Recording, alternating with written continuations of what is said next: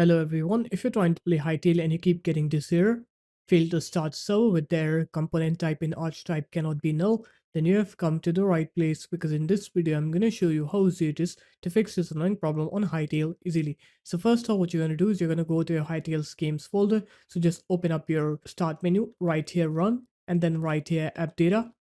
Now you're going to go into roaming and then Hytale, and then you're going to go into user data, and then you'll have this mods folder here.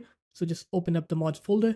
Now you're going to have all of your mods here. This error occurs when your mods are having trouble with the game. So I'll suggest you to either delete your mods or just move all of your mods into any other location. For example, in your D or E drive, after you move your mods into any other location, now you can try to play the game and you'll see that your game will now work. Alternatively, you can also just try installing one mod at a time, and in that way you can check which mod is having trouble with the game with the process of elimination, and so that should fix your issue. So there it is guys, that's how easy it was. If you guys found this video helpful, make sure to leave a like, comment and subscribe to the channel, and I'll see you in my next video.